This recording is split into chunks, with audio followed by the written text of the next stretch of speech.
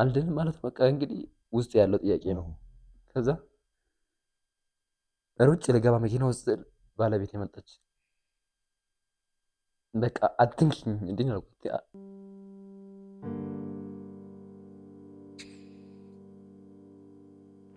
አረጁን ይሁን የሆነ ልጁ ተንቀጠቀጠኩ። ከዛ ቆይ አንጣሉኝ እና ምግብ ሰጡ። ማን ይጉረስ? እኔ ከዛ እስኪ መድኃኒት የሚጠቀሙት መድኃኒት አንጡ ተባለና መድኃኒቱ ፌስታል ሲመጣ ተነገጠ ዶክተሩ። ምንድን ነው ያለኝ? ይሄን ይዋት ከናነኛ ይሄ እኮ ላንተ እኮ አይደለም ለነርቭ የሚታዘዝ እኮ ነው። እንዴት ይሰጣል? አንተ ግን የሰጡት ሁሉ ሰጥ ያንን ሁሉ ቀን መድኃኒት ስጭት ይሄንን 10 ወር ሙሉ ዝም ብሎ ማደንዘ እየሰጠ ማቆየት አያስወራህም፣ አያስውጥህም። እፍን ነው የሚያደርገው። ቀመዚኛ ከዚህ የሚገባ አየር የለም፣ ከዚህ የሚወጣም የለም። እንደው የሚል ድምፅ መጣ። ሙሉ ግቢው እንዳለ ተቆጣጠሩ። ይሄ ድምፅ በቃ መተንፈስ አቃተኝ። ማለት ይሄ እንደዚህ እንደማወራው አይደለም ድምፁ። በቃ ጩኸቱ ይለኝ ነበር። እኔ ዶክተር ብረቱ እንዲቀየር እንዲወጣልኝ ነው የምፈልገው እኮ መድኃኒት እንጂ እኮ ሌላ ብረት እንዲቀየር ስቃዩን እኛ አንተ አታውቀውም እንዴ? እሱ የአማራ መኪና እየረዳ ነው የሚዞረው፣ ቤቱን እየሰራ ነው። እስካርፖችን እጠቀማለሁ እንዳይታይ። አየር ገባ ማለት ይሄ ነው የሚያስጠላው። እንደዚህ በሸሚዝ መሄድ አልችልም። አየር ገባ ማለት ቀበማለሁ፣ ያመኛለሁ። እኔ ስራ አይከለክለኝም። እሱ ሞቷል። እዛ ቤተሰብ እንደው እንዲዘጋጅ እንደተነገራቸው ቤተሰብ አዲስ አበባ ያለ ሰው ዘመዱ ይንጣ ተብሎ ማዘር እየቀወጠችው ነበር የሆነ ሰዓት። ከዛ እኔ አይሲዩ ውስጥ 2 ቀን ያደርኩት። ከዛ ሞተ ተባልኩ። በቃ ማለት ውስጥ ይሰኛል። እኔ ህይወቴን ያጣሁት የሱ ብር ነው የመጣው። ህይወቴን አይመለስልኝም እኮ ምን አንተ ያሳካሳለፍከው አንጻር የአንዷ ቀን ሌሊት 1000 ዓመት ስቃይ ነች ለኔ። አንዷ ቀን ሌሊት ማንም ሰው በዛ ሊቋቋም አይችልም። ስንፈራ ብረቱን እንደዚህ መዘዘና ነው። የሚገርም ይሄ ብረት 2 ነው። ይሄ እንደዚህ ነው። ይሄ ተጸርቶ ነው የሚገባው። አክታ ምናምን አለ እዚህ በየጊዜው ካለ ሽታ ያመጣል። ፍርጃ አይደለም አለ የፈረደብህ። ፍርጃ ነው የፈረደብህ። አንደኛ እንዴት ዶክተር ስለው አንደኛ ሰርጀሪ ከተሰራ በኋላ መከታተል ካልቻለ ሪፈር መጻፍ ነበረበት አለ። ነፃ ሲለኝ ምን ተሰማኝ መሰል? እያዘነልኝ መሰለኝ ወደ ሳል ላይ ለካ ማለት የራሱ አመለካከት ይኖረዋል። እያዘነልኝ መሰለኝ ነፃ ነው ያከመኝ እላቸዋለሁ። ግን በህይወቴ ነው በቁም የቀበረኝ። እንደዚህ እንዳለው በቁም የቀበረኝ። እንዳልሞትም እንዳልቆም አድርጎ የቀበረኝ እና አትንኪ በቃ ማለት ያንቺንም ህይወት አበላሽ ሆነ። በቃ ይቅርታ ማለት እንደዚህ መሆኑን አላወኩም። እኔ በፍቅር እንኖራለን ብዬ ነበር ያቀርኩት።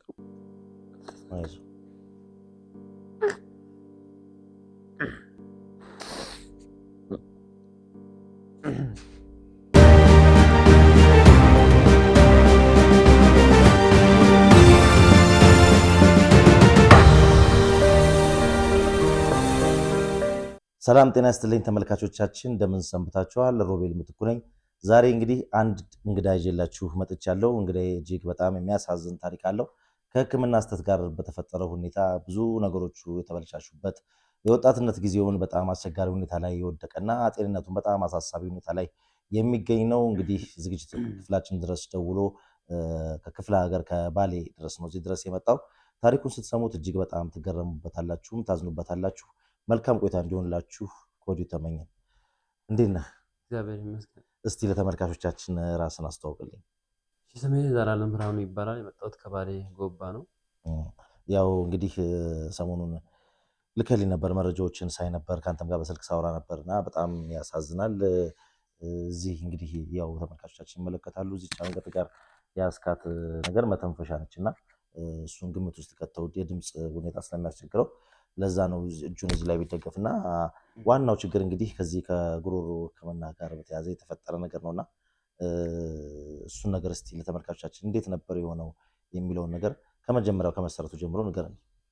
አዎ ማለት እኔ መጀመሪያ ላይ የምኖረው ዱባይ ሀገር ነበረ። 4 ዓመት ከ5 ወር ምናምን እዛ ነበር ያለሁትና ለስራ ሄደ ነው? አዎ ለስራ ሄጄ ከዛ ከመጣሁ በኋላ ያው አንዳንድ ጤና እንትን እንዳይኖር ራሴን እንትን ለማለት ወደ ክሊኒክ ሄድኩኝ።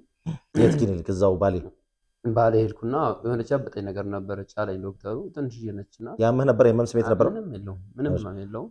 ለምን ሄድክ መጀመሪያ? ማለት አንዳንድ ጊዜ እንዴት ነው ኩላሊት ኢንፌክሽን በወሬ ደረጃ አንዳንድ በእንትን ስንሰማቸው ፈራቸው ነበር እነዚህ ነገሮች እንዳይኖሩ ብዬ እና ለቼክአፕ ሄድክ? ቼክአፕ ሄድኩት። እሺ። ቼካፕ በሄድኩበት ሰዓት ላይ እንዲህ ሲያደርግ ሲተኛ ብሎ ሲያየኝ ትንሽ ያበጠኝ ነገር አለች። ያችን ያበጠች ነገር ምንድን ነች ምናምን እንቅርት አለብህ አለ። እንቅርት የለብኝም ምናምን። የት ነበርክ እንደዚህ እንደዚህ? በቃ አንዳንድ ጊዜ እንደዚህ የሚያጋጥሙ ነገሮች ይሆናሉ፣ ምናልባት ወደፊት እናያቸዋለን አለኝ። ከዛ ተመለስኩኝና ሐዋሳ ለሆነ ጉዳይ ሄደን እስኪ ይህችን ነገር ለምን እዚህ አናያትም ምናምን አሉ። ሐዋሳ ያኔት ገባንና እስኪ በቃ በዚያውም እናያት እስኪ ከአንዱ የት ሐዋሳ የሚገኘው ሆስፒታል ነው እና ሐዋሳ ያኔት ሄድንና ያው ለቼክአፕ ገባሁኝ። ያለውን ነገር ሲያው የት ነበርክ ምናምን ብሎ ነበር። ያኔት ሆስፒታል? አዎ ያኔት ሆስፒታል። የት ነበርክ የቆየው ምናምን አለኝ። አይ እኔ ዱባይ እንደዚህ ለስራ ሄጄ ነበረ ምናምን አለኝ። አሁን እንደመጣሁ እንዴት ነው አለኝ። አይ እረፍት ወስጄ ከዛ በኋላ እመለሳለሁኝ እና ሳልሄድ ምናልባት አንዳንድ የጤና ችግሮች እንዳይፈጠሩ ሙቀት ስላለ እነዛን ነገሮች እንትን ለማለት አሁን መታየት ስላለብኝ ምንድን ነው ሲለኝ እንደዚህ ስለዚህ በቃ እዚህ ጋር ሳምፕል እንወስዳለን አለኝ። ከጉሮሮ? አዎ ከጉሮሮ ላይ እኔ ምንም ማን ነው ዶክተሩን ስሙን አላውቀውም። እሺ። እና እንወስዳለን ቁጥር 2 ይሄን ነው ወረቀት ይዘህ አለኝ። ቁጥር 2 ወደ እና ልክ እዛ እንደደረሰን እንትን ወረፋ አለ በጣም። እኛ የመጣነው ከባሌ ጎባ ስለሆነ ይመሽብናል።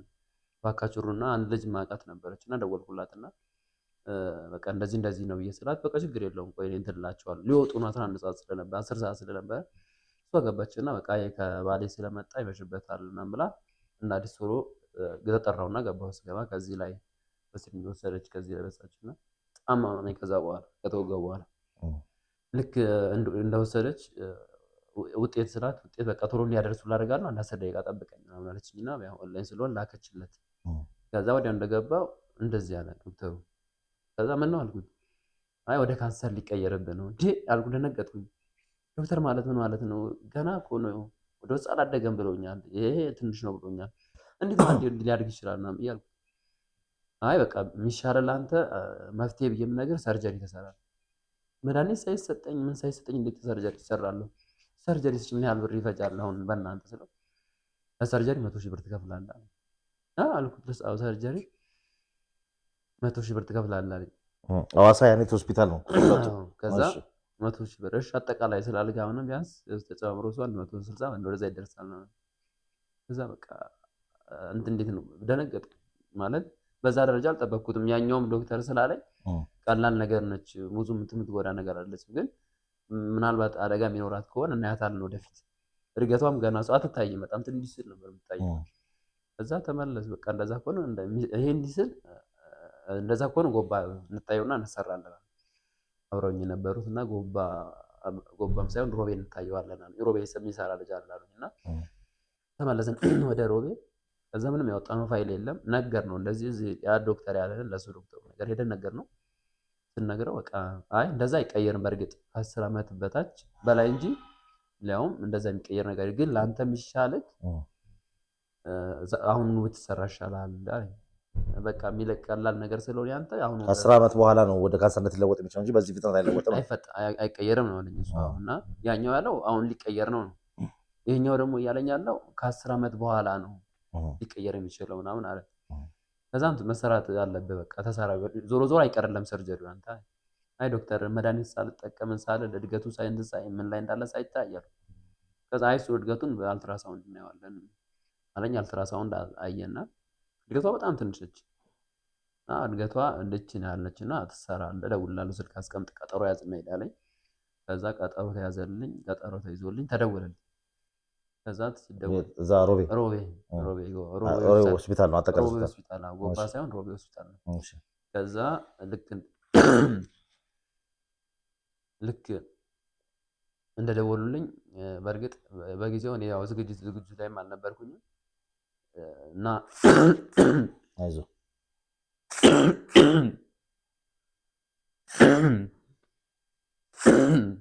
ረጋ ብለህ ተረጋጋ። አየሁ ስለሆነ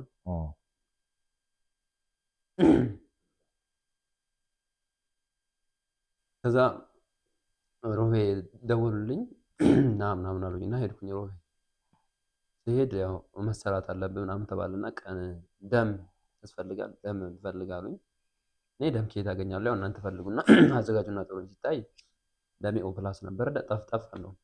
አዳማ ደወሉ፣ ጎባ ደወሉ፣ በየቦታው ሲደውሉ ጠፋ ደግሞ።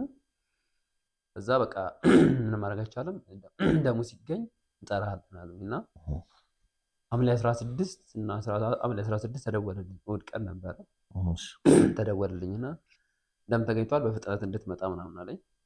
ገባሁኝ። ወዲያው ልብሴን ያዝኩና ተኛሁኝ። ማታ መጡ፣ አነጋገረኝ። ከዛ ይሰራ ተባለና ጠዋት በ18 ሐምሌ 18 2013 ላይ ማለት 2014 ላይ ሐምሌ 18 ተሰራ። ጠዋት ግባ ተባልኩና ገባሁኝ። ልብሴን ቀይሬ ገባሁ። ስገባ የሚገርመው ነገር በጣም ነው ያቆዩኝ ወደ ሰርጀሪ ክፍል። ልብሴን ቀየርኳል፣ እነሱ ዝግጁ አልነበሩም በዛ ሰዓት። ከዛ ማደንዘጃ ለመስጠት እኔ ልብሴን አውልቄ በጣም ብርድ ነበረ፣ እየተንቀጠቀጥኩኝ እንደዚህ አንዷ ነርስ ኧረ ልጁ ሊሞትብን ነው ቶሎ ስጡት ነው ወደ ስራ ይገባ ይዛል ሰበን ማደንዘጃ ሰጥተው ወደ ሕክምና አልገቡም። ከዛ ኧረ ልጁ ሊሞት ነው ብርድ። ከዛ እንደገና በሰመኑ ጽሙኛ አኛታለሁ ብርድ ልብስ አመጣችና እየተንቀጠቀጥኩ ነበር እንደዚህ። ከዛ ብርድ ልብስ አለበሰች። ከዛ በኋላ ያው ማደንዘጃ ራሴን ሳትኩኝ። ጠዋት 2 ሰዓት የገባ 10 ሰዓት አካባቢ ነው የነቃሁት። ያኔም ስነቃ ያው መጣ ዶክተሩ አየኝ። ሰላም እንዴት ነህ አለኝ። ማውራት አልችልም። እንዴት ነህ አለኝ። ማውራት አልችልም። በቃ አንተ ችግር የለውም ምናምን አለኝ እና ከኔ በፊት ቀድማ የገባችው አንድ ሴት ነበረች። ከዛ እሷ እጇ እንደዚህ ሆናሉ በቃ ማለት እንደ ፓራላይዝ ሆነች። እዛ ሲያወሩ ሰማቸዋል ማውራት ስለማልችል ጌታዬ ወይኔም እንደዛ ልሆን ይሆን እያልኩ እሷም እንደዚሁ ከጉሮሮ ጋር ተያዘ እሺ እና ጌታዬ ወይኔም እንደዛ ልሆን ይሆን ድንግል ማርያም እንዴት ታደርጊኛለሽ እያልኩኝ በውስጤ ብቻዬን ማሰላሰል ጀመርኩ ይሄን ነገር። ከዛ ያው አደርኩኝ፣ ምንም ድምፅ ለውጥ የለም። ሁለተኛ ቀን አደርኩኝ፣ ይመጣል እሱ ጠዋት ያይና ወደ ራሱ ሄዳል፣ ምንም ለውጥ የለም። ከዛ ሐሙስ ቀን ነው የወጣሁት። ከዛ ቀን 3 ቀን ቆይቼ ሐሙስ ነበር ቀን ወጣ። ስትወጣ ምን አሉ የነበረው እቺ የብጣቷ እንደ ጤና ነገሯ ወጣለች አሉ። የሚገርምህ ነገር አሳዩህ የወጣውን ነገር ልብሴን እኔ የጋ እንዳደረገውም አላወኩም። ልብስ ልወጣ ስል በሆነ በፌስታል ነገር እዚህ ጋር ተጣብቋል። ከዚህ ላይ ወጣት የወጣው እኔ እንደውም በቃ ለምርመራ ይልኩታል ብዬ ነበር እየጠበቅኩ የነበረው እንጂ ጭራሽ ላይ እንደዚህ አስቀምጠው ለአንተ ምናምንም አላሳዩህም ማለት ነው። ተለጥፏል እዚህ ጭራሽ ልብስ ላይ። ከዛ ደነገጥኩ። ወረደ ወደ ታች ሱሪ ሳደርግ። ከዛ ብራኝ ነው ኧረ አንቺ ምንድን ነው ስል ሲታይ በፌስታል ተደርገው ከዚህ ውስጥ የወጣው ነው። ከዛ ማየትም አልፈልግ ብዬ ማዘር ነች ወስዳ የት እንደጣሉትም አላውቅም ያን ነገር። ከዛ ወጣን። በ3 ቀን ቀጠሮ መጀመሪያ ሰጠን። ያው ካርዱ ላይ እንደዛ ነው የሚለው ቀኑ። መጣው ተመልሼ በ3 ቀን አየና ድምፅ ለውጥ የለም። አሁንም ይሄ ካርዱ ነው እንግዲህ ቀጠሮ የተቀጠረበት 5 ጊዜ 6 ጊዜ ላይ ማለት በላይ በኩል ማለት እና መጥመጣ የሚሰጠኝ የሆነች ሮዝ ከለር ያላት እንደ ለሳይነስም ይጠቀማታል። እሷን ጠዋት 2 ማታ 2 ቀን 2 ልሙጣት እና ደግሞ አንድ ደግሞ ለማሳገሻ ደግሞ አለ። እሱን እንደዛ ውጣለሁ። በቃ ምንም ለውጥ የለውም። ምንም በቃ ድምጽ የለም። ምን አሁን ምንድነው የሚልህ ዶክተሩ? በተከታታይ ቀጠሮ ስትመጣ ወይም ደግሞ ስትወጣ በቃ ወደ ቤት ሂድ ሲልህ መፍትሄ ተገኝቷል ድናሃል ብሎን አለ ማለት ይድናል እና ክትትል ያስፈልገዋል ቢያንስ አለ። ቀላል ነው ያንተ ይድናል። ደግሞ አትፍራ። ምንም እንትን የሚል ነገር ሙሉ ቆርጬን ያወጣሁት ምንም እንትን የሚል ነገር የለም። ይድናል እና አትጨናነቅ አለ። ማን ይባላል እስቲ ዶክተሩ? ዶክተር ታጠቅ ሙሉ ስሙ ዶክተር ታጠቅ ነው። ያባቱ ስም አላውቀውም። እሺ ሮቢ ሆስፒታል ነው ያለው። ሮቢ ሆስፒታል ነው የሚሰራው። ለግሉም ደግሞ ለብቻ ገዳ ክሊኒክ የሚባል አለው። ምን የሚባል ገዳ ክሊኒክ ይባላል የራሱ አለው። ከዛ ያው እንደዛ አለኝ። ገባሁኝ። ተመልሼ እንደገና በሳምንት ደግሞ ቀጠረኝ። መጀመሪያው 3 ቀን ሲቀጥረኝ ከቤተሰብ ጋር ነበር የመጣሁት። ከዛ ሁለተኛው በሳምንት ቀጥሮኝ ያው መድኃኒቱን ነው የሚጨምርልኝ እንጂ ልክ መድኃኒቱን 2 ሙጦ የነበረውን 1 ያደርገዋል። ከዛ ውጪ ምንም ያደርገው ነገር የለም። ያን ይሄንን ይመጣል። በሶስተኛው ይሄን ፈታልኝ የታሸገው። ከዛ በኋላ እዚህ ጋር ክሮቹ ምናምን እንደውም ችግር አይመጡም ምናምን ብየው ነበርና ኢንፌክሽን እንዳይፈጥር ከዛ እሱ ችግር የለውም አትጨናነቅ በዚህ ምናምን አለ። ይሄ መተንፈሻውን እዛ ነው የገጠመልህ አይደለም? እሱ ከዛ በኋላ ነው የገጠመው። እና ይሄኛው ገና ልክ ሰርቶ ጨረሰ ነው። ከዛ በሳምንት ስመለስ ብቻዬን ነው የመጣሁት። ብቻዬን መጥቼ ወረፋ ይዣለሁ። በጣም ሰው ብዙ ስለነበረ ሌላም የመጡ መቆም አቃተኝ። ስቀመጥ በቃ ድምፁ ልክ እነሱ ተረኛ እየገባ ያለ የኔ ድምፅ የሚል ድምፅ መጣ።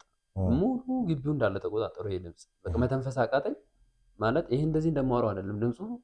በቃ ጩኸቱ ይለኝ ነበር። ልክ እንዴት ነው ከብት ታርዶ እንደሚጮህ ነፍስ። በቃ ያ አንዷ ሴትዮ መጣ ደገፈችኝ ከጎን። ኧረ አስቀድሞት ልጁ ሊሞት ነው አለች። ከዛ እሱ የለም ሌላ ነበር ዶክተር እያየ ያለው። እሱ እስኪመጣ እየጠበቅን ነበር። ከዛ መጣ ይደወልለት ተባለ። እኔ ብቻዬን ነኝ። ቤተሰብ የለህም አሉኝ። ብቻዬን ነው የመጣሁት። ከዛ ደውሉ ተባለና ቤተሰብ ጋር ተደወለ። ቤተሰብ መጣ። ከዛ እኔን ጉልኮስ አድርገው አልጋ ክፍል ወሰዱኝ። ከዛ በጉልኮስም እየተነፈስኩ ይሄ ድምፅ አለው እየረበሸ ሲመጣ ደውሉለት ሲባል እሱ ይደወልለት ስልክ አያነሳም። ሌላ ፔሽንት እያየ ነበር። ከዛ ቀጥታ እሱ ገዳ ክሊኒክ ይዘውኝ ሄዱ። ወደ ግል የሚሰራበት ምክንያቱም ልሞት ነው። እዛ ጋር ማንም ዞር ብሎ እያየኝ አይደለም። ይሄ ድምፁ ቢያንስ አያስወራህም፣ አያስውጥህም፣ እፍን ነው የሚያደርገው። ቀመዚህኛው ከዚህ የሚገባ አየር የለም፣ ከዚህ የሚወጣም የለም። እንደው እዛ በቃ ይሄ ልጅ መሞት የለበትም ውሰዱታል። ስንሄድ አየኝ። ዘላለም እንዴት ነህ አለኝ። ኧረ ዶክተር በቃ መሞቴ ነው አልኩት። መሞቴ ነው። እኔ እንደዚህ አልመሰለኝም። እንደዛማ ቢሆን ኖር ባልወጣልኝ በቀረ ኖሮ ስለ አራት ትድናለህ። ቀላል እኮ ነው። የምን ችግር ትንሽ እኮ ነገር ነው። ከዚህ በላይ ትልቅ ነገር እኮ የለም ዶክተር አለ እኮ ስለው ቆይ አሁን ትድናለህ አለኝና ዴክሳ የምትባል መድኃኒት አዘዘልኝ። አፋ ላይ ይሰጣል፣ ክንዴ ላይ ሁለት ከዛ መድኃኒት ሰጠኝና በልገባና ይሄ ተጠቀም ይተዋል። ገባሁኝ። አሁንም በቃ ለሊት ድምፅ ሲያመጣ ፈራለሁ። ቤተሰቦች ተኝተው ይሄ ድምፅ ልክ ሲመጣ እነሱ ረብሻቸዋል። ቶሎ ብዬ ሰው ነው እንደዚህ ነው ያለሁበትን ቦታ ቀሰቀስኳቸው ወይስ አልቀሰቀስኳቸውም? ህመሜ ሳይሆን ድምፁ በጣም ስለሚረብሽ ማለት ነው። አልፎ ተርፎ ጎረቤት ይሰማል ድምፁ። ከዛ ቀሰቀስኳቸው አልቀሰቀስኳቸው እያልኩ አና እያልኩ አይና እነሱ መተኛታቸውን እርግጠኛ ከሆንኩኝ ትራስ እንደዚህ ሰበስብና ትራስ አመጣና እንደዚህ ቁጭ ብዬ በቃ ምክንያቱም እኔ እንደዚህ ነገር አልነበር የመጣሁት። ከዛ ያው ሰርቼ ህይወትን ለመቀየር አልፎ ተርፎ ደግሞ ቢያንስ ቤተሰቦችን ለመርዳት ነበረ እቅዴ። በዛን ሰዓት ላይ ግን ያው አልሆነም እንደዛ ነገሩ። ምንድን ነው ያጠፋሁት ወይስ ባልመጣው ኖሮ ብዬ ተመኘው በዛን ሰዓት። ከዛ ማዘር ሌሊት ተነሳችና እንዴ ተኛም እንደ አንተ ስትለኝ አልተኛውም ተኛ እንጂ አለች። አይተኛለሁ እንጂ ምናምን አልኳትና ተመልሼ ተኛው። አሁንም ይሄ ሀሳብ ምን አለ ውስጥ የመሰለኝ በቃ እቅዴ የኔ ህልሜ ቢያንስ ቤተሰቦቼም ተርፌ እኔም ራሴን ችዬ ለመኖር ነበር። ከዛ ያም አልሆነም። ነጋ ሆስፒታል ነው ሰዳለችኝ። አይ እዛም ቢርቁ መርፌንና መድኃኒት ነው የሚሰጠኝ፣ ምንም አያደርግልኝም፣ አልሄድም ይቅርብኝ አልኳት። ከዛ አንድ ሳምንት ታገዝኩት።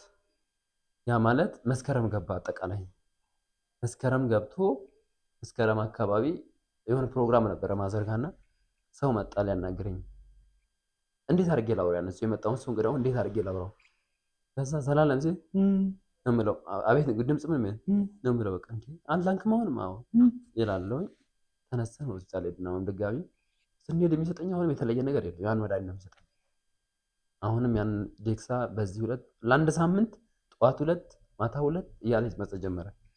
ልክ እንደዛ ካለ በኋላ መጨረሻውን ልያን ጨርሼ ወደ ቤት ስመለስ ይመለሳል። ገረሻለሁ። አንዷ ነርስ ጠራችና አንተ ቆይ በህይወትህ ለመኖር አትፈልግም አለች። ካልጠየቀው ሰው አይወስድም፣ ለምን ሪፈር ጻፍልኝ አትለው? እንዴት አድርጌ ልበለው አልኳት። ከዛ በቃ ልትሞት እኮ ነው፣ እንዴት ሆነ ትጮሃለህ? አንተ ሀገር ቀይር፣ ሀገር ሰርጀሪ ሰርቶኝ እኮ ነው ሀገር የምቀይረው እንዴት ነው ምናምን ብዬ አልኳት። አይ ሀገር ቀይር አለበዛ ደግሞ ወደ ጥቁር አንበሳ እንጽፉላል። ገባሁኝና እቤት ነገርኳቸው። ከዛ ጥምቀት ልክ እንደደረሰ በጣም አቃተኝ ሲመጣ በቃ ያለን አማራጭ አሁን እንሂድና ካልሆነ ጥቁር አንበሳ ቀጥታ እንሂድ። ጥቁር አንበሳ ደግሞ ሪፈር ካላዩ እንትን አይሉልን። ያለን አማራጭ ቢያንስ ይቆይ።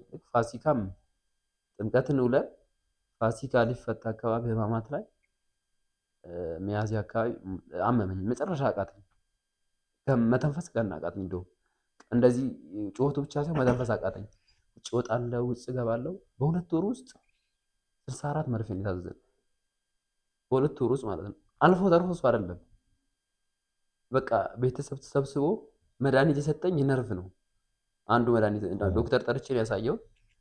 ቡና ተፈልቶ እንደዚህ ቁጭ ብዬ ቡናው ተሰጠኝ። መድኃኒቱን ውጭ ያለው ማታ ጠዋት 1 ማታ 1 ቀን 1 ነው መድኃኒት ነው። ትልቅ መድኃኒት ነው፣ ነጭ ነው። ከዛ ውጭው ቡና ተሰጥቶኝ እጄን መንቀጥቀጥ ጀመረ።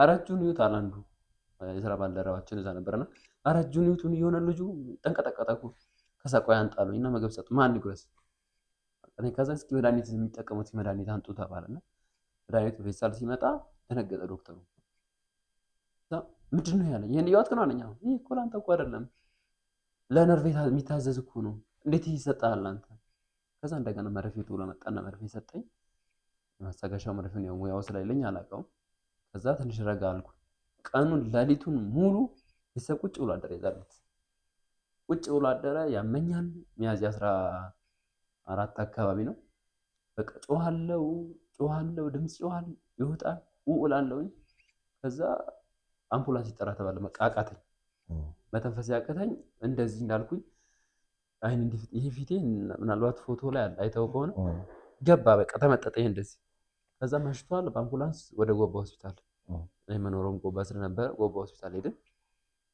ከዛ ልክ እሱ ጋር መጀመሪያ ሄደን ሪፈር ጻፈልን አለ ሪፈር ጻፈልን የልትሄዱ ነው አለ ጥቁር አንበሳ እንደዚህ በቃ አልቻለም አቅቶታል ስለዚህ አይድናል አለና ሪፈር መጻፍ ካለበት ሙሉ ሂስትሪው ጻፈልን ሂስትሪው ካለ ደግሞ እዛም አያውልንም ከመሰራቱ አንስቶ አስራውን እስካለ ሲባል ሂስትሪ የለኝም እንዴት አልጻፈም ዶክተር አልተጻፈውም የለም እንደው ምንም ነገር የለው ስህተት እንደሆነ ያውቃል ማለት እሱ እኮ ተረድቶት አልተሰጥኩ እንደሆነ አንተ ሌላው ቀርቶ እኔ አሁን ላይ ሳስበው ስህተት እንደሰራ መጀመሪያ ያውቀዋል ግን የስህተት ሁሉ ስህተት ያንን ሁሉ ቀን መድኃኒት ስጭት ይሄንን ሁሉ 10 ወር ሙሉ ዝም ብሎ ማዳንዘ እየሰጠ ማቆየቱ ማሳገሻ እየሰጠኝ ያቆየኝና በዛ ሲታይ የለም ነገር ይድናል እናንተ ለምን ተቸኩላላችሁ አለ ራሱ ዶክተሩ እንደዛ የሚለው ዶክተሩ ይድናል ለምን ተቸኩላላችሁ እነዚህ ሰር ናቸው ይድናል ለምን ተቸኩላላችሁ እናንተ ምናምን አለና ከዛ እንደምንም ወዳችም ወርደው ላይ ሞታው ጨረሱ ተጽፎ ወደ ጥቁር አንበሳ እንድንሄድ ጎባ ሪፈር ደግሞ መድረስ ለጎባ መጻፍ አለበት እሱ መጻፍ አይችልም እሱ ለጎባ የጎባዎች ወደ ጥቁር አንበሳ ነው የሚያዙት ጎባዎች እንዴ የሱን አንቱ የታከመበትን አንቷል ሂስትሪው ነው ሂስትሪው ምን ብለን ነው የምንጽፈው እናንተ ዝም ብላችሁ መጀመሪያ ባለሙያ ማለት በደንብ የተረጋገጠበት ቦታ ሳይሆን ለምን ትሄዳላችሁ ነው ነገር ብለን ሰው ቁጥጥ እኔ ዘን በቃ ጮሃለሁ ግሉኮስ ተደርጎልኝ ያ ድምጽ አለው ግሉኮሱ ምንም ያሰነፍሰኝ አልቻለም አየር ልምትልልኝ አልቻለም ደረጃ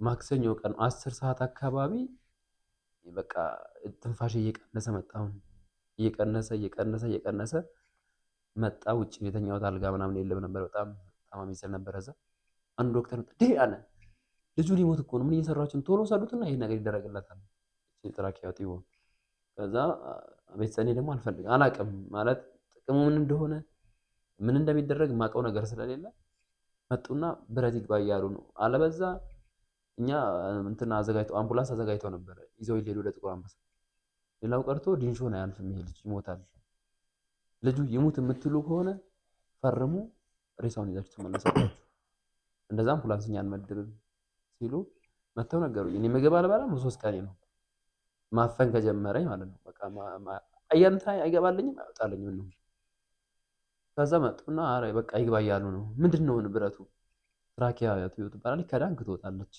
በዚህ ጋር ነው የሚገባው ምናምን አሉ ይከብዳል አልኳቸው መሞቱን ፈልገው በቃ እንዳረጋቸው አርጉኝ አሁን ምንም አላቅም እንደተደረገ ይደረግ ተባለ ቤተሰብ ይፈርም ተባለ ከዛ ወዲያው አፋጥነው ወሰዱኝ ከዛ 11 ሰዓት አካባቢ ገባው ለሊት ስነቃ ተንችን ያገኘው ራሴን ኔትራኪያቱ የሚባለውን ማላቅ ልክ ስላስ እዚህ አንገቴ ላይ ፕላስቲክ ወገብታለች ከዛ በዚህ ጋር ሄደም አለ ቁስሉ አለና ምን አርጋዋል እነሱ ደግሞ ይሄን እዚህ ጋር ሲሉ አጨማደው ሰፍቶኛል ለዚህ ከንቱና ካቲው ዋጋ ተጨማዳ ሰፍታለች ከዛ ምግብ አያስፈልጋኝም አያስጠኝም ይሄ ቁስል ይቆስላል 17 ቀን ተኛውና ብረቷ እስክትገኝ ተብሎ ተኛውኝ 17 ቀን 17ኛው ቀን ብረቱ ገባልኝና አሁንም ሄድ ያለበት በፕሌን ነው ተባለ በፕሌን ከጎባ ወደ አዲስ አበባ ፕሌን መጣሁኝ ታስሯል ከዛ ልክ አዲስ አበባ ሪፈር እንትን እንዳልኩኝ ቀጠሮ ሰጡኝ እነሱ ደግሞ አረ ልጁ ታሟል ባካችሁ እንደዚህ ነው ሊያስረዱ ይችላል አይሆንም አሉ ከዛ እንደገና መስንት ጣር ገባን እዛ ወረቀቱን ይዘን ወረቀቱን አየና ኢንዶስኮፒ መነሳት አለበት ምናምን አለ ኢንዶስኮፒ ማሽኑን አመጣና ማደንዘዣ በዚህ ባስሮ ሲሪንጅ በዚህ ሰጠኝ ሁለቱ ማለት ነው ከዛ በቃ በድን ሆነ እንዳለ እንደዚህ ይሄ ምን አይከፈትም እንትን አይልም። ከዛ በዚህ ኢንዶስኮፒውን እናያትና አለ። ከዛ እኔ መናገር አልችልም፣ ያው ደንዟል እንዳለ በቃ ያንተ አይድንም ሚድም ነገር አይደለምና አይድንም አለ። ከዛ ምንም አላልኩኝም እና በቃ ሂድ ወደ ቤት ግባ አለኝ። ልክ ከዛ እንደወጣሁኝ ያሰብኩት ምን እንደሆነ ታውቃለህ? በቃ ማለት ህልሜ ተሰበረ አይደል አልኩኝ። እንደገና ደግሞ በቃ እኔ ያሰብኩት አልሆነም አይደል። ስለዚህ ሮጬ እዛ መኪና ውስጥ መግባት አለብኝ።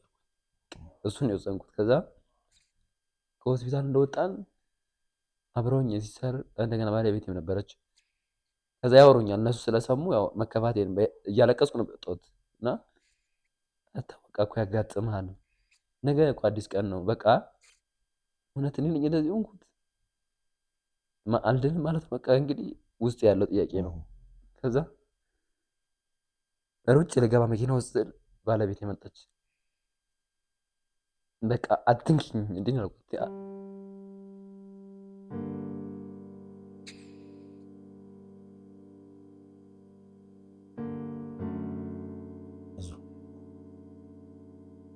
እና አትንኪ በቃ ማለት ያንቺንም ህይወት አበላሽው ነው። በቃ ይቅርታ ማለት እንደዚህ መሆኑን አላወቅኩም እኔ በፍቅር እንኖራለን ብዬ ነበር ያቀርኩት።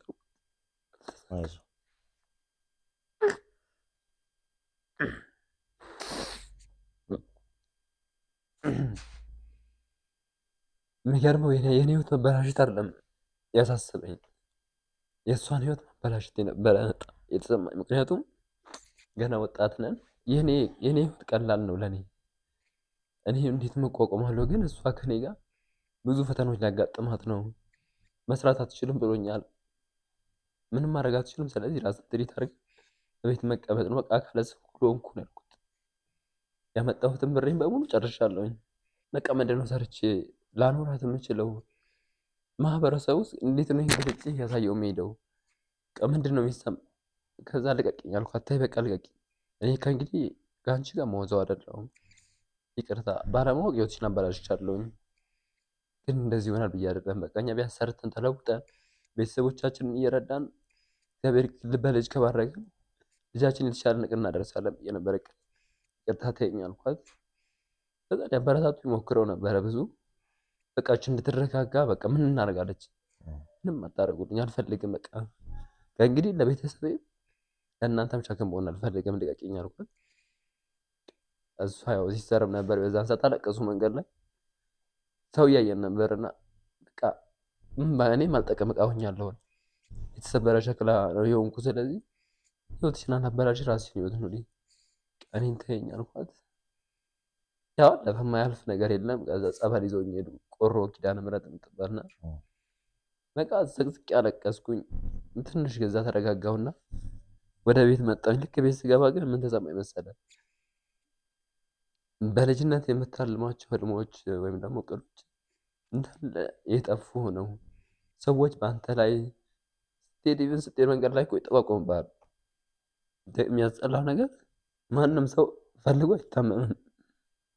ማንም ሰው ግን የተለየ ነገር አንገት ላይ ሲያሚል ያልመሰለው በቃ ህይወትን ጭራሽ በቃ ከዛ ተደብቃ እንድትኖር እንደዚህ የሚያስበውና አዲስ አበባ ለቀን ወደ ጎባ ተመልሰን ጎባ አንድ ሳምንት ነው ምናምን ተቀምጬ አልወጣሁም ከቤት። ያው ብረቱን እየለመድኩት ለመሄድ ብዬ እስካርፖችን እጠቀማለሁ እንዳይታይ። አየር ገባ ማለት እኔ ነው የሚያስጠላው። እንደዚህ በሸሚዝ መሄድ አልችልም። አየር ገባ ማለት ቀመማለሁ፣ ያመኛለሁ። ምክንያቱም እኔ ስራ አይከለክለኝም፣ ግን ደግሞ አየር በዚህ ዳይሬክት ገባ እንትኑ ያለው ቀጥታ ነው፣ ወደ ሳምባ ነው የሚሄደው አየሩ። አየር ገባ ማለት ሰላሜን ነው ማጣው። ከዛ በቃ ለሊት ተኛለሁ ያለው አልጋ ላይ እወጣለሁ። ሰው ሲተኛ ቁጭ ብዬ ማልቀስ ነበር። ቢያንስ 7 ቀን ምናምን በተከታታይ አይን ያውጦ በጣም አይን ያመመኝ ነበር። የሆነ ሰዓት እነሱን ላለመረበሽ ፊት ለፊታቸው ካለቀስኩኝ እኔ ተጎድቻለሁ፣ እነሱንም ልጎዳ ሆነ። ስለዚህ ድክልና ለሊት ቁጭ ብዬ ስቅስቅ ብዬ አለቅሳለሁ። ጠዋት ሲነሱ ተኝቼ ነው የሚያገኙኝ። እንደዛ እያልኩኝ ቆየውና ልክ ጥቅምት ማን ነው ይሄ ከገባልኝ በስንተኛ ወር መሰለ? በ8 ወር ነው ቻልኩት። የሆነ ሰዓት ደም መጣ። በዚህ ይመጣል ዝም ብሎ ደግሞ ደም ካየክ ሌላ ችግር ሊሆን ስለሚችል ፈጥነት አየዋሉ። እኔ ብዙም አልቆየም። ሲመጣ ደግሞ ይሄ ይበላኝ ነበር እዚህ ጋር ያለው ይሄ መዋጥም አልችልም። እንደገና ደግሞ እንደዚህ ይበላኛል። በዚህ ደግሞ ደም ይመጣል። እንደዛ እያለ ቢያንስ 8 ወር ምናምን ከቆየም በኋላ እስኪ ለምን ሄደን አንታየው ሌላ ቦታ ምናምን አለ። በግል እንሂድ። አሁንም የት ሄድን? ያኔት ሄድን። በዚህ አጋጣሚ ሁሉም ባለሙያዎች ማለት ያጠፋሉ ማለት አይደለም። ጥሩ ጥሩ ዶክተሮች ደግሞ በጣም አሉ። እግዚአብሔርን የሚፈሩ በጣም ለሰው የሚጨነቁ አሉ። ልክ እንደዚህ ለሰው እንደማይጨነቁ ያሉ እንዳሉ ሁሉ በጣም የሚጨነቁ ደግሞ አሉ። እና በዚህ አጋጣሚ ዶክተር ቢኒያም የሚባል ያኔት የሚሰራ በጣም ምርጥ ዶክተር እውነት በጣም እዛ ሄጄ ሁለተኛ ዶክተር ነው ይሄኛው መጀመሪያው ሳይሆን የዶክተር ቢኒያም ሁለተኛ ያየኝ ነው ከገባልኝ በኋላ ነው። ከዛ በጣም ታግሎልኛል እሱ። ጥቁር አንበሳ ራሱ ኢቭን እስከ 1 አመት ከ6 ወር ድረስ መዳን የሚችልበትን መንገድ ነግሮኝ እዛ ግን ወረፋውን ላገኝ አልቻልኩም። እና እሱ እንደ ድንገት ስገባ ቢኒያም የሚባል ዶክተር ነበር እዛ አገኘሁት አየኝ። ከዛ ካየኝ በኋላ መሰራት አለኝ። እኔ የተሰራው እሱ ዝሪውን አያውቅም እንዴት እንደሆነ አስረዳሁት። አንተ አለኝ አሁን ስንት ወር ሆነ አለኝ። 1 አመት ከ6 ወር አልኩት። 1 አመት ከ6 ወር ሆኜ እሱ ጋር ሄድኩት። እሺ 1 አመት ከ6 ወር ማን ይሰራ አለኝ። እንደዚህ ያለውን ነገር በሙሉ አብራርቼ ነገርኩት። ከዛ አንተ አለኝ ፍርጃ አይደለም አለ የፈረደብህ ፍርጃ ነው የፈረደብህ አለኝ። አንደኛ እንዴት ዶክተር ስለው አንደኛ ሰርጀሪ ከተሰራ በኋላ መከታተል ካልቻለ ሪፈር መጻፍ ነበረበት አለ። ሁለተኛ ደግሞ ቢያንስ እነዛ መድኃኒቶች እየሰጠ ከሚያደነዝዝ አልችልም ብሎ መላክ ነበረበት አለኝ። አንተን የጎዳውን አንደኛ የማደንዘዣ የሚሰጠው በ2 ወር 64 መርፌ አስበው። እንደገና የማይሆን መድኃኒቶች አሉ። እንዳጠፋ ሰውየው ያውቀዋል፣ ጥፋቱ እንዳጠፋ ያውቀዋል። አጥፍቶ ግን ለምን ዝም አለ?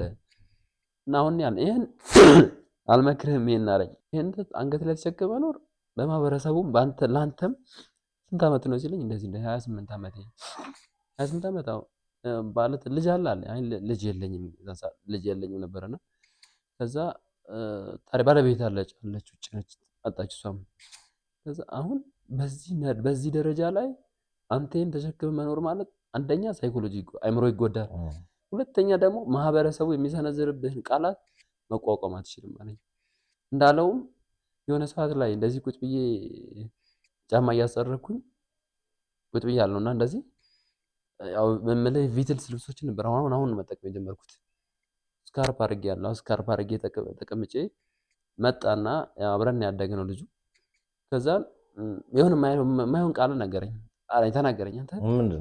አንተ አለኝ እንደ ገጠሬ ትከናነባለህ ዛሬም አልነቃህም ምናምን ነገር የማለት ባህሪያ ነው።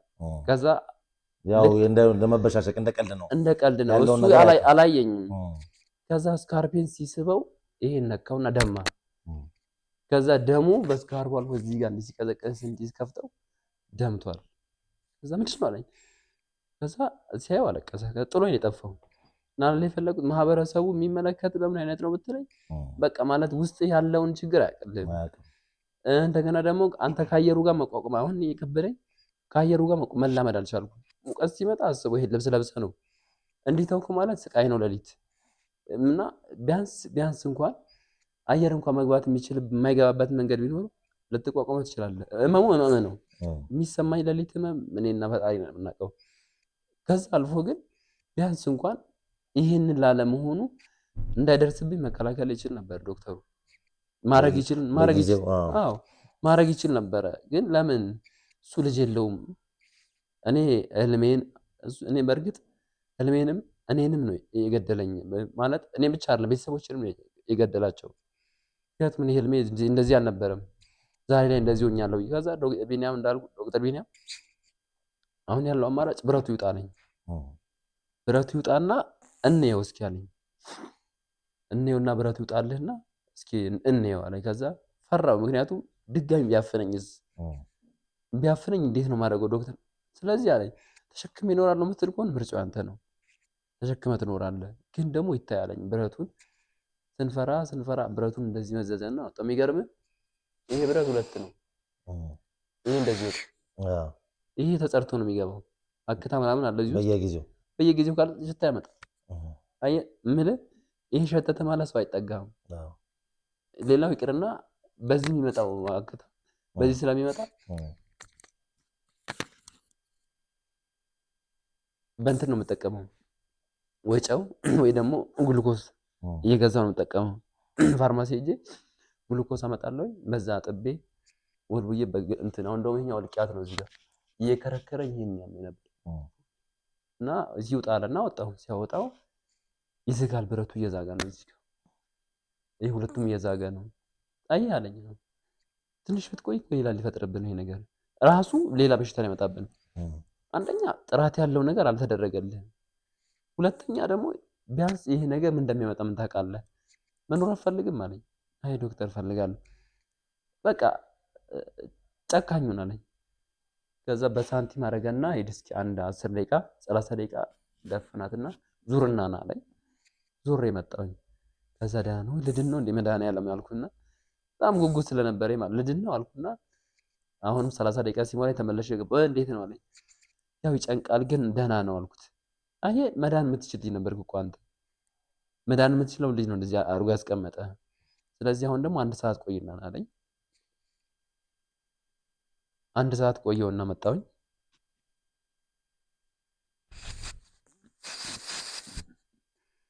አንድ ሰዓት ቆይቼ ከመጣሁ በኋላ ልክ 1 ሰዓት ከይ በኋላ አሁን መሽቷል አለኝ። ሌላ ቦታ እንዳትሄድ እዚሁ ዶክተር እዚሁ አካባቢ አልጋ ያዝና አደር አላረግልህም። ምክንያቱም እንደ ድንገት ለሊት ካፈነክ ጥሩ ስለማይሆን ነርሶች ነገራቸውና ለሊት ይደረግልሃል አለኝ። እዛው አቅራቢያ አልጋ ይዤ አደርኩ። አሁን ደህና ነው። ያው እንትኑ ይረብሻል። ይሄን ያህል የተጋነነ ባይሆንም ድምፁ አለ፣ ሰው አይተኛም። ይሄን ወስነን የገባ ነው። እኛም ሲጀመር ያው እኔም ተጎድቼ ሰውንም ጎድቼ ነው። ይሄ ድምፁ በጣም ከባድ ስለነበረ እዚህ ቤት ካለው ጀርባ ያለው ሰው ምንድነው ይላል ውጭ። ከዛ ገባን አደርን። ጠዋትም አየ በቃ አሁንም እንዳለቀ ሀገር ወደ ጎባ እንዳትመለስ ከቻልክ ወሻሸመኔ ወይ ተቀመጥ፣ በ1 ሳምንት እመጣለሁ አለኝ። 1 ሳምንት ቆየውና 1 ሳምንት ከጨረስኩ በኋላ ተመልሼ ሄድኩኝ። ያ ጥቅምት 27 ነው ያወጣልኝ። ጥቅምት 27 እዛ ቆየውና እንደው መድኃኒዓለም ደርሼ ከዛ ወደ እሱ ጋር ስመለስ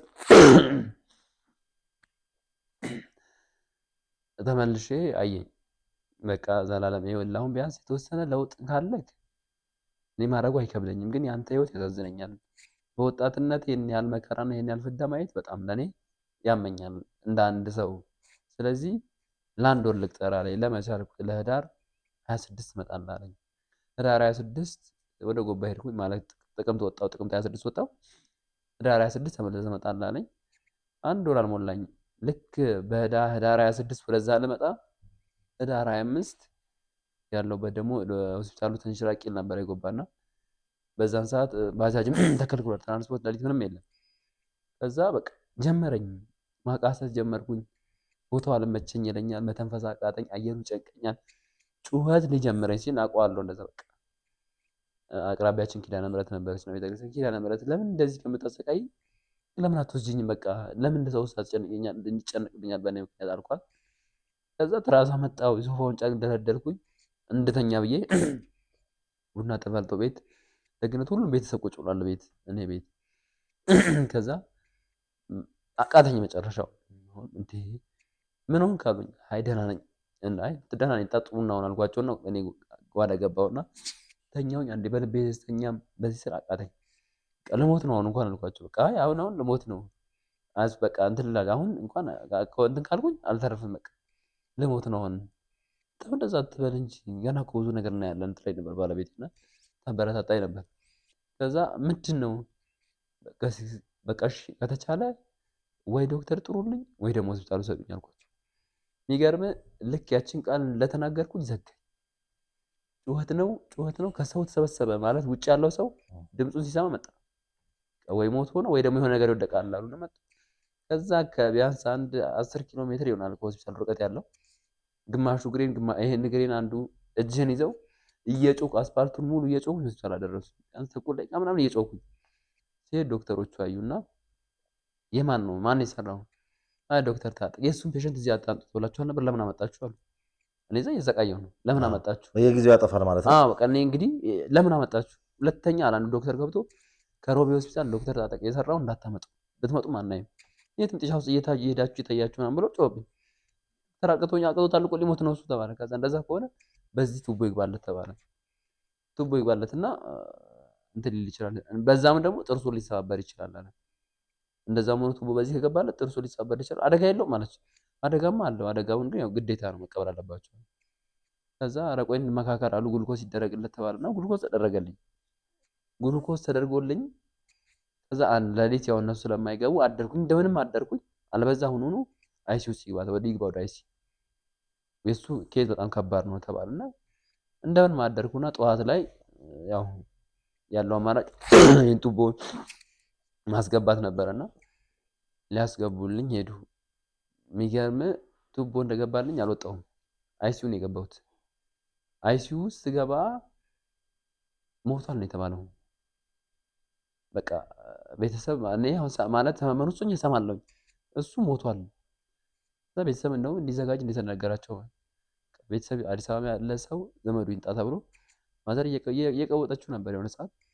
ከዛ አይሲዩ ውስጥ 2 ቀን ያደርኩት ከሰሞተ ተባልኩ። በቃ ማለት ውስጥ ይሰኝ ያልኩት ምክንያቱም አንደኛ እዚህ ጋር የሰራው ስህተት አለ ብዬ ነው የማስበው እንደራሴ። ቢያንስ ትዳር ባልይዝ ሌላ ነገር ባልሆን ኖሮ ምንም አይቆጨኝም። ግን የኔም ህይወት አበላሽቼ የልጅቱንም ህይወት አበላሽቼ መቀጠል አልፈልግም። በቃ ውሰደኝ በቃ ብዬ እነዛ ይስል አይኔ እንደዚህ እንዲህ ማለት ጀመረና ድምጽ ነበር የልብ ምቴ እየቀነሰ ሲመጣ ወጣን። የሚጠብቀው ዶክተር ወጣና አወራውና መጣልኛው ዶክተር። ከዛ የዘላለም ቤተሰቦች ሲል ይሰማኝ የዘላለም ቤተሰቦች ሲል ከዛ እንደዚህ ሲል ቆቆቆ ያለና ወጣ። ከዛ እነ ማዘር እነ ሲስተር ውጪ እያለቀሱ ከአዲስ አበባ የነበረ ዘመድ ይምጣና ቤት ይስተካከል ተብሏል። ሞቷል። በቃ ይሄ እረፍት ነው ለኔ። ሰው አላጨናነቅም ቢያንስ ይቀራሉ ነገር ብዬ እንዳልኩኝ ከ3 ሰዓት በኋላ ተነሳሁ። አይኔ ተገለጠ። ማየት ጀመርኩ። እንዲማይች ነቅቷል አለ። ከዛ ማንም ሰው እንዳይገባሉና እዛ 2 ቀን አደርኩኝ። ወጣሁኝ። ስወጣ ማንንም ማየት አልፈለኩም። አለ ብረቱ አንገቴ ላይ። አሁን ለሌላ ሰው ድጋሚ ሸክሙንኩባችሁ አይደል አልኩ። 17 ቀን አሁን ድጋሚ በዛ በላስቲኩ ቆየሁኝ። 17 ቀን ሙሉ ከቆየሁ በ18ኛው ቀን እንደገና ይሄን ብረት ከአዲስ አበባ እዚህ ተልቆ 4000 ያኔ 4500 ነበር ብረቱ። ከስንት ዓመት በፊት? ከ3 ዓመት በፊት ማለት ነው።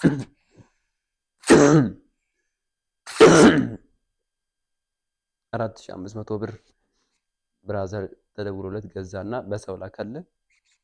ከዛ ልክ መቼ ወጣው መሰለ? ታህሳስ 11 ወጣሁኝ። ታህሳስ 11 ወጣሁኝ። በቃ ሙሉ ትኩረቴ ራሴ እንደገደለ ሰው አድርጌ ነው። በቃ ማለት ቆሜ እሄዳለሁ አይደለ? ግን በቃ እንደሞትኩ አድርጌ ራሴ ማስቡ። ምናልባት የኔ ውሳኔ ላይሆን ይችላል ያ ነገር ያመጣው፣ የኔም ችግር ላይሆን ይችላል ያን የመጣው፣ ግን ለቤተሰብ ሸክም መሆን በአንድ ራሱ ትልቅ ከባድ ፈተና ነው። ሌላው ቀርቶ ትዳር መጀመሪያ ስህተቱ የማስበው ትዳር መጀመሪያ። እዛ ወጣሁኝ። ቤት ሙሉ ማልቀስ ነው። እነሱ ሲመጡ መነሳት ነው። እነሱ ሲሄዱ ማልቀስ ነው። በቃ ውስጥ አይምሮ የተበላሻሸ እንዳለ ኢቭን አሁን ድረስ መኖሬ ጥቅም መስሎ አይታየኝም። አሁን ድረስ ከጓደኞቼ በታች ያደረገኝ ህልሜን የገደለው በቃ ምኞቴ ሙሉ አበላሻሽቶብኛል። እንዴት ነው ሲበሰው ምን ላቋርጥና ታወሩ ነበረ ይመስለኛል ከዶክተሩ ጋር። ከዛ በኋላ ነገር ከተፈጠረ በኋላ በተደጋጋሚ እስቲ ምን ይልሃል የነበረው ሁኔታ ስተፈጠረ ነበር ያለው ሁኔታ እስቲ ንገረኝ ግልጽ አድርገህ። ማለት ያወራኛል ተጠይቀው የሚለኝ መሰለህ ቀላል ነው ያንተ ነው የሚለኝ። ይሄ ቀላል ነው ያንተ ሚድን ነገር ነውና አትጨናነቅ። ስለዚህ ብዙም እንትን ያለው ሙሉ ቆርጬ ነው ያወጣው እንዳለና አትጨን ትድናለህ ነው። አዲስ አበባ ደርሰህ ከመጣ በኋላ ሐዋሳ ድጋሚ አሁን ዶክተር ቢናምን ካገኘ በኋላ አግኝቼዋል። ሄድኩኝ። የሄድኩት ግን ልጠይቀው አይደለም ማለት እንደዚህ አድርግልኝ አይደለም። እና ምንድነው ዶክተር ችግሩ ለመጀመሪያ ሳትነግረኝ ብዬ ስለው የሚገርም ምን አለ መሰለህ ያንተ እንደውም በጣም ትንሽ ነች። ምንድነው የሚቸግር አሁን አንተ አለኝ።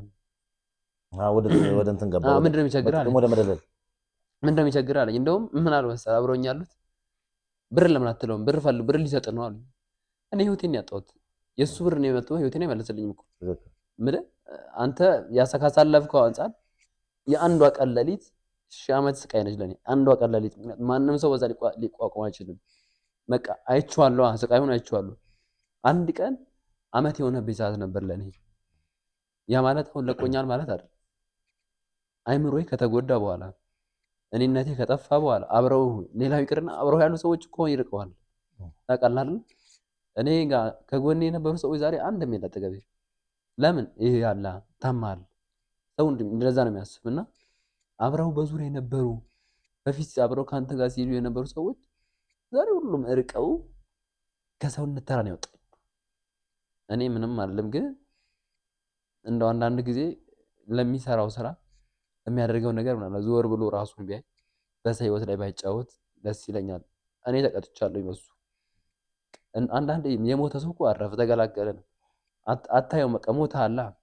እኔ ግን እንዳልሞትም እንዳልቆምም እንዳልሄድም ያደረገኝ እግር ኖሮ ስለተራመድክ እኮ ቆመህ ትሄዳለህ አይባልም። በልተህ ወይም ጠጥተህ ስለጠጣ እኮ አይባልም ትኖራለህ አይባልም። ግን በህይወቴ እንደዚህ ራሴን እንዳላቅ ከሰዎች ተራ እንደወጣ እንዳደረገኝ ምንም አይደል። ፈጣሪ ምናልባት አንድ ቀን ፍርዱን ለሱ የሚሰጠው ይሆናል ብዬ ነው የማስበው። ሄጄ ስጠይቀው ያን ነገር መለሰልኝ። ወዲያው ወጣሁኝ፣ ቤት ሄድኩኝ። በጥቅም የመያዝ ነገር ማለት ብር ትፈልግ መመቃ ምንድን ነው የሚያስፈልግ ነገር ከሆነ እኮ ብረቱን እንቀይረዋለን አለኝ። እኔ ዶክተር ብረቱ እንዲቀየር እንዲወጣልኝ ነው የምፈልገው እኮ መድኃኒት እንጂ እኮ ሌላ ብረት እንዲቀየር ስቃዩን እኛ አንተ አታውቀውም እንዴ? እሱ የአማራ መኪና እየረዳ ነው የሚዞረው፣ ቤቱን እየሰራ ነው፣ ጽድት ያለ ቤት እየሰራ ነው የሚኖረው። እኔ ግን ከኪራይ ቤት ሳልወጣ ህይወቴን ቀብሮ ይሄው ሜዳ ላይ ጥሎኛል። ስለዚህ በቃ እንውጣ አልኳት። ሲስተርን ወጣን። ድጋሚ ወደ እሱ ጋር ማለት ከዛ በኋላ ተመልሼም አልሄድኩም። ከዛ እንደገና ደግሞ ከውጭ የመጡ ዶክተሮች አሉ ተባልና እንደሆነም ብዬ እዚህ ወዶላ አካባቢ ሄድኩኝ። እዛ ነው ወዶላ አካባቢ ሲሄድ አሁን የሚያገኙት ቢኒያም ነው የሐዋሳው ማለት ነው የሐዋሳው። ከዛ አስታውሰኝ እንዴ ዘላለም ምናምን አለኝ። ፎቶ ይላ ነበረው ኢቭን አሁን ድረስ አለው ቴሌግራም ላይ ያወራልኛል። ከዛ እንዴት ሆንክ ምናምን አለኝ። ይሄው ዶክተር እኮ ምን መማራጭ ያለኝ ሄድኩበት ሰዓት ሲቲ ስካን ነው የምታየውና በአመቱ 3-2 ይታያሉ። ያ ደግሞ ተጽዕኖ አለው። ሲቲ ስካኑ ላይቱ ራሱ ለአንገት ተጽዕኖ አለው። ሲወጣ ሲቲ ስካን ስትጣ ይወጥቶ ነው። ከዛ በቃ እንግዲህ ያው ምናልባት አዲስ አበባ የምታውቀው ሰው ካለ ጥቁር አንበሳ ሊሰራ ይችላል አለኝ። እሱ ጥቁር ግን ሰው ካለ የማታውቀው ሰው ካለ አይሆንልህም። ከውጭ የሚያወጡ ዶክተሮች ስላሉ ያንተ ሊሰሩት ይችላሉ፣ ሊድን ይችላል። እኔ በቃ ባይድን ራሱ በል የሱ እንክብካቤው ይለያል። ቢያንስ አልገደለኝም። አሁን በሀሳቡ እንኳን ቢያንስ ይጠግነኛል። ይድናል፣ ያንተ የቀን ጉዳይ ነው ይድንልሃል ነበር እያለኝ ያለውና ሄድኩኝ። እዛም 1-2 ቀን ተቀምጬ ተመለስኩ። ከዛ በኋላ እነ ዶክተር አብይንም ለማግኘት ሞክሬ ነበረ። ኢስታንቡል ሆስፒታል ደውዬላቸው ነበረ። በቃ ያላደረኩት ነገር የለም። አሁን ግን ተስፋ ቆርጦ ቀመለ አንደኛ ሰው ያስፈልጋል። ማንኛውም ነገር ለማድረግ ሰው ያስፈልጋል። እዚህም ስመጣ እዛም ሆኜ ለማነጋገር አብሮ የሚቆም ሰው ያስፈልጋል። እና ያም አልሆነም። ፈጣሪ ፈቀደው ብዬ ከስቃይ ጋር ይዋለኝ። እዚህ ጋር አሁን የላክልኝ ማስረጃዎች ወላቡ ዩኒቨርሲቲ ዶክመንት ይታያል። ምንድን ነው ይሄ? እዛ ብረቱ የገባልኝ ሰዓት የተጻፈ ነው እሱ። አዲስ አበባ ይሄ ጎባ ነው የሚገኘው። እነሱ እዛ የሰሩትን ሙሉ ነው እንደዚህ የጻፉልኝ። ጽፎት ያው አንስቼዋለሁ ከዛ በፊት፣ ምክንያቱም እንደዛኛው ዶክመንት ጠፍቶ እንዳይቀር ብዬ ልክ ነው ጽፎ ሲወጡን ያነሳዋለሁ፣ ቤተሰብ ያነሳዋል። እሱ ጋር ያለው ነገር እንደሆነ ታውቃለህ። ኬዙ ምን እንደሆነ እንኳን ለማጣራት ፋይሉ አልተገኘም። ምንም ነገር የለውም፣ ሂስትሪ የለውም። በቃ በህግም ለመጠየቅ እሱ ከሌላ አይሆንም። በምን ጣጥፍ የለማ አንድ እቺ ምን አለ ግን ማለት አንድ ታማሚ እንኳን ያንተን ያህል እንደዚህ ውስብስብ ተደጋጋሚ እሱ ጋር የቀረበ ሰርጀሪ የተሰራ ብዙ ታሪክ ያለው ሰው አይደለም። የአንድ ቀን ታማሚ 2 ቀን ታማሚ እንኳን ገብቶ ወጣ ሂስትሪ ይቀመጣል። ምንድን ነው ምክንያት ጠይቀዋል? ሂስትሪ ፋይል የሌለበት ምክንያት ሆን ተብሎ እንዲጠፋ የተደረገበት ነው። እሱን ምን አለው መሰለህ ማለት ለእኔ አይሰጡኝም ፋይል ሲጀመር እንትን ካርድ የህክምና ካርድ ቁጥር አለ፣ እሱን አለ ካርድ ቁጥር አለ ሙሉ አለ።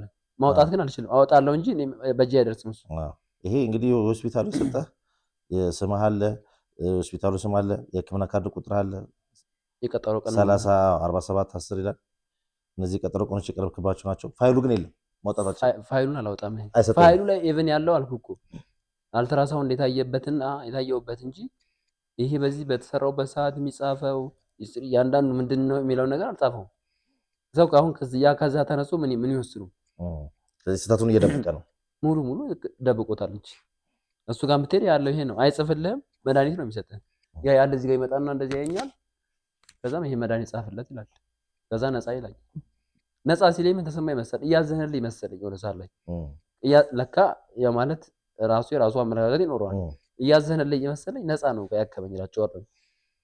ግን በህይወቴ ነው በቁም የቀበረኝ። እንደዚህ እንዳለው በቁም የቀበረኝ፣ እንዳልሞትም እንዳልቆም አድርጎ የቀበረኝ። ስለዚህ በዛ መሰረት ነው ያየው። አሁን ምናልባት የተሻለ ሕክምና እዚህ አዲስ አበባ ውስጥ ባሉ ከጉዳዩ ጋር በተያዙ ሕክምና ቦታዎች ቢገኝ ወይም ደግሞ ወደ ውጭ ሀገር ሄዶ የመታከም እድሉ የመዳን እድል እንዳለው ከሌሎች ሐኪሞች ያረጋገጥክበት ሁኔታ አለ? ውጭ ሀገር አለው ብለውኛል። ማለት እኔ ደግሞ አይደለም ውጭ ሀገር አሁን ላይ ባለው እንኳን መንቀሳቀስ አልችልም። ለምን ብትለኝ ያንዳንዷ የሕክምና እንትን ስለማጣት በጣም ብዙ ብር ይጠይቃል እና የሰራሁበትንም አሁን ላይ መስራትም እንደ ልብህ ተንቀሳቅሰ መስራት እንኳን የምፈልግ አትሰራም። ለምን መሰለህ? እዛ ጋር ያለው ህብረተሰቡ የሆነ ቦታ ላይ እኔ በቃ እንደ ቅጥር ፈልጌ ልቀጠር ሄድኩኝና ላመለክት ሄድኩኝ።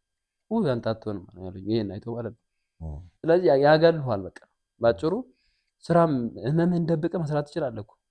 ለምን መሰለህ? ቢያንስ ያልፋል። ግን ነገ ደግሞ ቢያንስ 2 ቀን 3 ቀን እድሜ ቢጨምርልኝ ሰርቼ መለወጥ ፈልግ የሰው እጅ ማየት አልፈልግም። ያን ለማድረግ ግን አያቀርቡም። ያን ለማድረግ ደግሞ እንዲሸፍኝ ሲሄድ ሌላ ስም ይሰጣል። ስቃይ እንዳለ ስቃይ ከራሴ ጋር ነው የምጎዳው።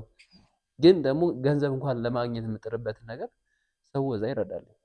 ስለዚህ ውጭ ሀገር አለ። እዚህም ምናልባት ኢስታንቡልም እንደዛ ይሰራል። ኮሪያም ተብዬ ነበረ። ግን እኔ እሱን አይችልም ሄዱ ለመከታተልም አልችልም። ቼክ አላደረኩም። ምክንያቱም በጣም ብዙ ብር ስለሚጠይቅ ያን ነገር ማድረግ አልችልም። ቅድም ስትነግረኝ ነበር እንግዲህ በእንደዚህ ከጉሮሮ ጋር በተያዘ በጣም ከፍተኛ ልምድ ያለው ዶክተር አብይን ለማግኘት ሞክረ ነበር። ዶክተር አብይ ጅማ የነበረው አይደል? አሁን አዲስ አበባ ገባ። እነሱንም ለማግኘት አልቻልክም?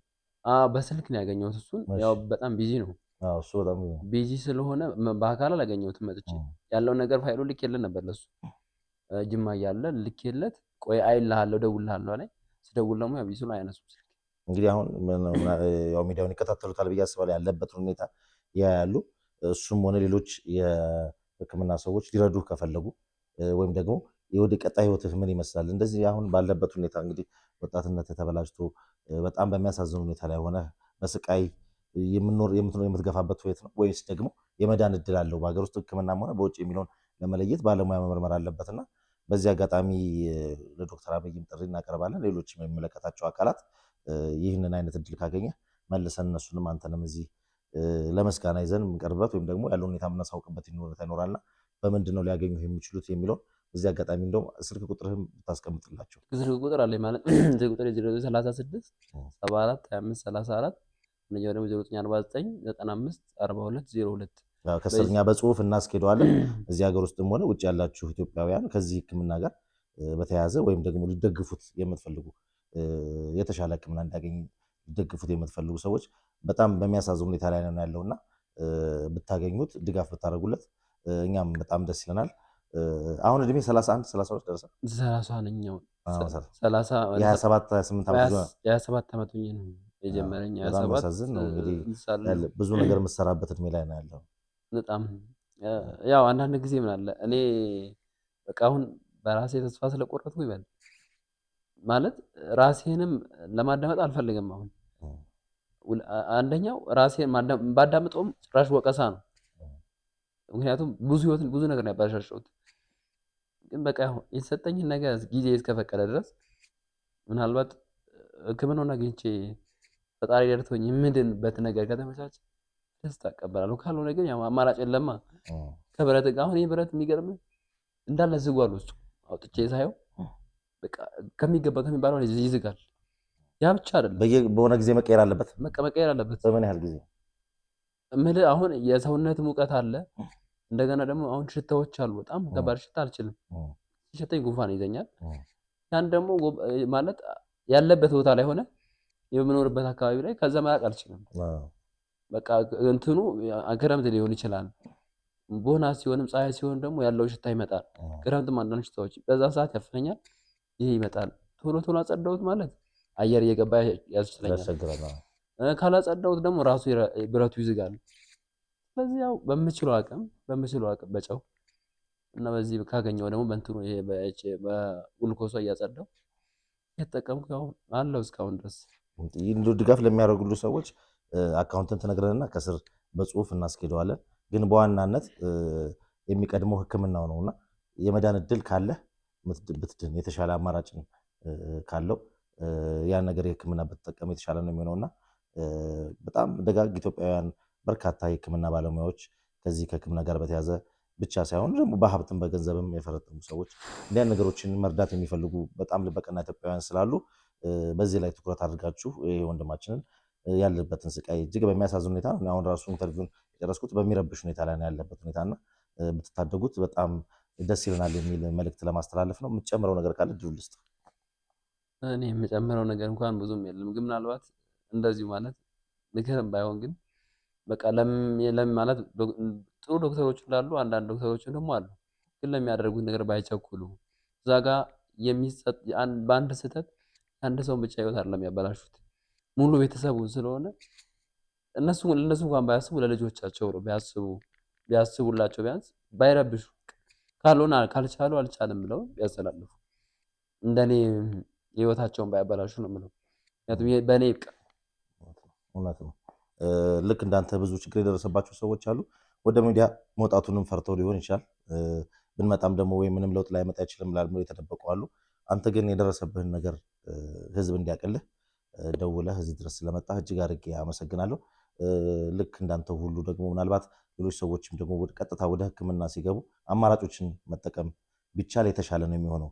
ከአንድ ቦታ ወደ 2-3 ቦታ አረጋግጦ የግድ መሰራት አለበት ወይ ሰርጀሪ አስፈላጊ ነው ወይ የሚለውን ቢወሰን አቅም እስከቻለ ድረስ በአንዴም ባይወሰን የተሻለ ነው የሚሆነውና እንዲህ አይነት ነገሮችንም ህብረተሰቡ ግምት ውስጥ ቢከት ለማለት ነው።